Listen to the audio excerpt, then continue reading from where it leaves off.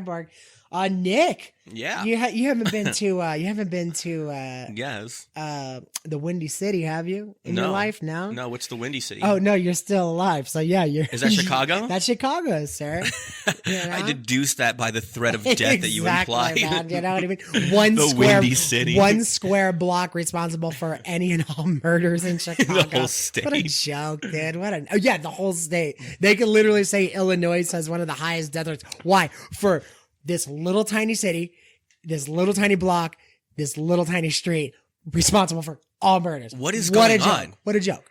What is going on, man? With that strong leadership, with the strong leadership of Lori Lightfoot, how could this possibly happen? Beetlejuice. She commands such respect. Beetlejuice. Beetlejuice comes out ready to kick ass and take names. And what happens? She comes in there and she says, listen, I am a... she literally looks insane, yeah, too. She's like, her eyes are all fucking crazy. Yeah. Dude, it's weird. She's fucking hideous, man. She's a bastard. Yeah. But here's what bothers me the most about her is that the pandering. She comes out and she says, listen, you know, I'm an African-American woman. I'm here to change your lives. And she doesn't do shit for her own community and anybody in it. She let those people with nothing. She takes away all the police in there. It's funny because they always say, you know, it's always the ones that don't live in that neighborhood that's like, we need less police. Go to anybody in that neighborhood. They're like, no, can you please turn up the fucking heat because we want to walk down the street, want to get our groceries. Note, you know what makes me laugh about that whole like no police or defund the police or don't give them weapons and all that? This isn't like rocket science. Again, as always with everything that's going on in this fucking stupid world that we live in. All right, just do a mental exercise with me. Pretend you're a criminal. You want to do crime.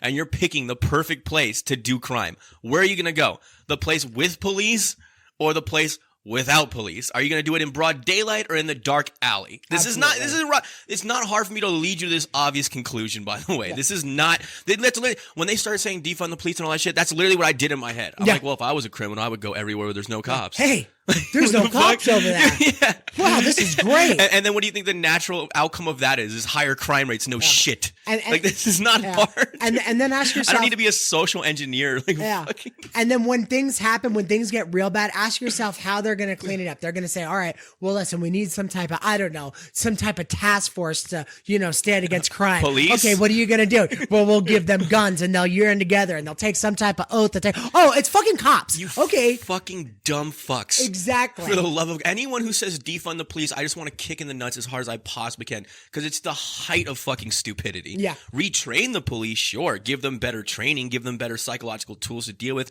maybe a more stringent vetting process. All that I can get on board with. But take them away, you fucking dumb. Do you live in a gated community?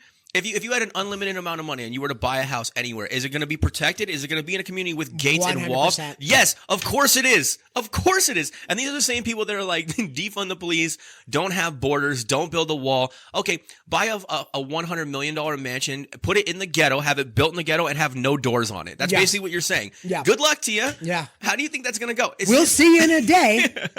And you know what? Honestly, it's so stupid. Anybody that says that even mutters that. Those words, defund the police. Let me tell you, there's two people that say that.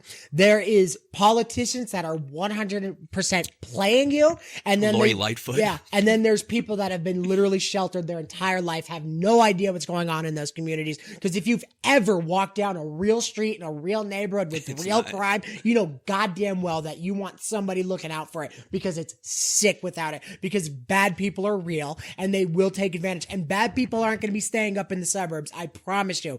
They're going to be in those neighborhoods. And that's it. Shit. God, dude. Is this crazy? Again, it's like the fact that we even have to go over this. It's astonishing at this point in time. Like, it really does baffle us, man.